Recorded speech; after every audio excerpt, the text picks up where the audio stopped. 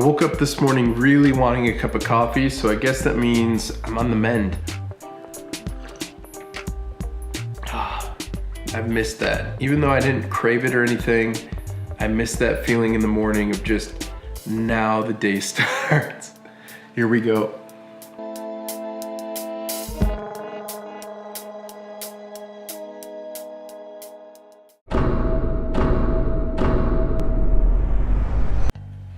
On today's vlog, I really want to talk about the topic creation and consumption. This has just been something that came up in my mind when I've been sick, because I've been definitely consuming more than creating. But I've definitely had some interesting observations when it comes to consuming a lot of stuff and creating a lot of stuff. Don't get me wrong, I love coffee, but I need something that's a little more refreshing on my throat because it's still a little scratchy. So I don't usually deal with essential oils and all that stuff. My wife deals with it, but I call them potions. She doesn't like that very much, but there's one thing I know how to make with them, so I'm making it. It's like a natural energy drink thing, but it's very refreshing. Going back to the topic, one thing I really noticed, kind of being more on the consumer end again over the last day or so, is there's a lot out there. There is so much content out there.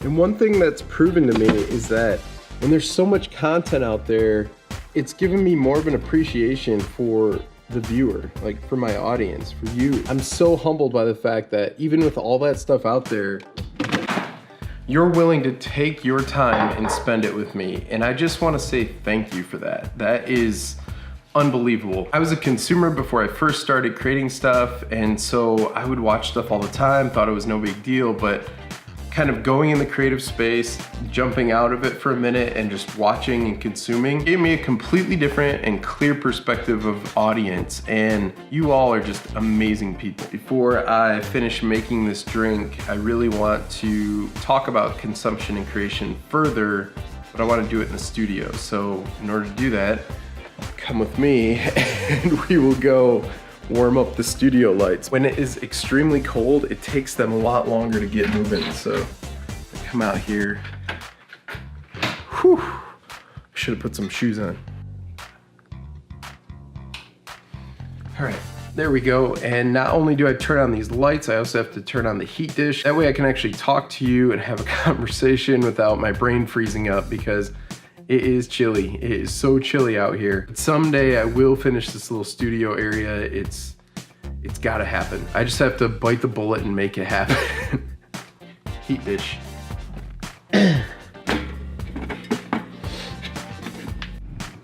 Everything's up and running. Just gotta let it warm up a minute. I'm gonna go finish my drink.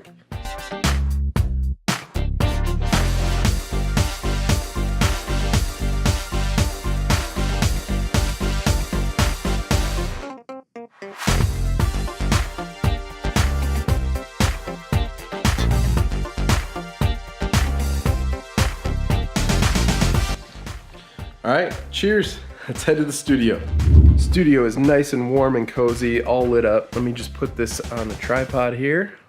Go.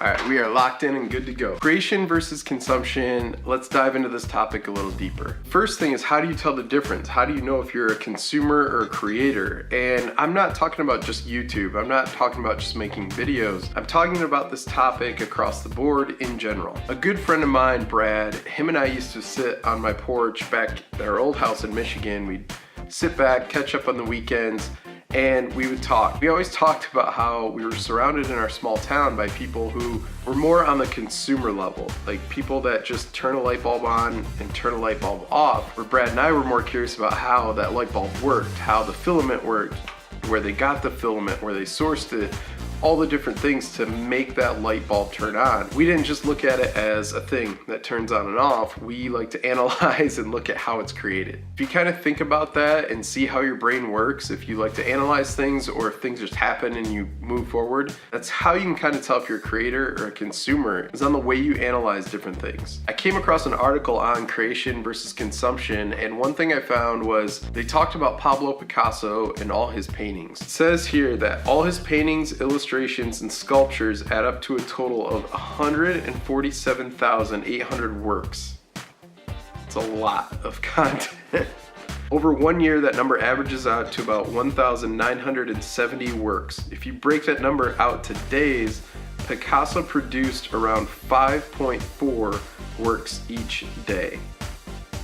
That is a ton of content. That is very incredible because he wasn't doing this in the age we're in now, where we can crank stuff out digitally and everything else. This is true written, painted, physical pieces of content. That is amazing. This is a part of the article that is very important and is kind of gonna tie this all together in a moment.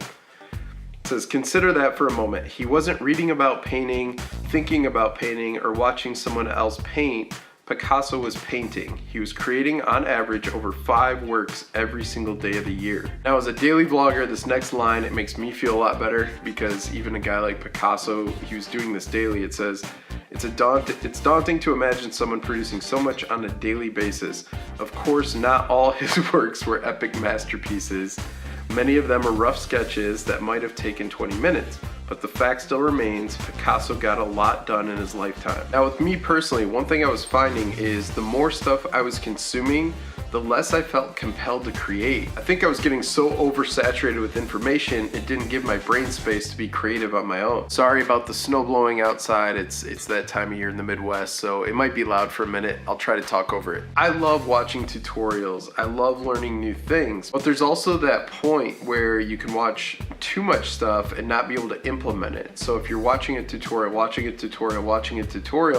you're learning all these new ideas, but then all of a sudden you look at the clock and you don't have time to go and practice it. So one thing I've been trying to do is if I watch a tutorial, I try it out, learn something new, and then I move on to the next tutorial. I look at consumption and creation as give and take. I love to give things. It makes me feel good. I just like sharing things with people, giving gifts and that kind of thing. So I think when you're a creator, you're more of the giver. When you're a consumer, you're taking, you're more of the receiver. Just like I've done with gifts around Christmas time. I like to give more gifts than I receive. I'm gonna have to start doing that with content so I can give better content so you can receive better content. And I'm gonna start taking in less content. I love staying up to date with all my creative friends. There's so many people that I've met and I try to stay up on their videos, but there becomes that tipping point where it is too much. It is a lot. And I know being daily, I ask a lot of my audience and I appreciate everybody that shows up here every day. But that's why I want to consume less. Out of respect for my audience, I want to consume less and create more. And I just want to say it on here, it's not out of disrespect. It's not out of, I wish I could watch everybody. I was actually having this conversation with a fellow creator recently who asked me how I was doing because he hadn't seen my videos in weeks because he had been creating his own thing and living his own life. It's just how it works when you're creating stuff. So if you make something and you want to share it with me, share it with me. Send me a DM or tell me about it, or tell me about a friend. Like, hey, so-and-so made an awesome video, you should check this out. I will still check it out. I'm not stopping consumption, I'm just scaling it down quite a bit. It's just like working out or food. If you consume too much, all of a sudden you're just, you're uninspired and you don't feel like doing anything, you don't have any energy. That's kind of how it is when you consume too much content too. I'm gonna try something new. I had a lot of people give me suggestions for what I can call today's takeaway because Dr. Phil already had today's takeaway. I think I might start calling it the daily value. I don't know. Let me know in the comments what you think of the daily value. We'll try it out today. Today's daily value is simply this. The key to having more time and energy to create is to start consuming less. I just hit a big milestone of 15,000 views. And I know there's channels that have millions of views and everything, but for me, 15,000 views, that is unbelievable. That's 30,000 eyeballs that have been on my channel. Absolutely blows my mind. And thank you for consuming. Thank you for watching my content. I truly do appreciate that. And I'm gonna push myself to keep giving you content that you wanna watch. I'm gonna do my best to try to make every video me, but not the same me over and over and over again. One thing for me, I was telling Maureen when I'm on the road, I kind of get in a rut of just, I wake up, a bunch of time lapses, I get to the next point, I have a talking point in the hotel room. I kind of get in this rut when I'm on the road, and I want to start breaking that. I want to start figuring out a way to look at life from a different angle, look at things at a different angle. I think by consuming less, it's going to give me a little more dynamic so I can spend time working on extra camera angles and thinking shots through a little further. That is it for the vlog today. I want to leave you with the end of this article because I think this is masterfully written. It was written by Melissa Chu. Not sure how to say the last name, but I'll link it down below, but you might have to sign up for Medium to be able to read it.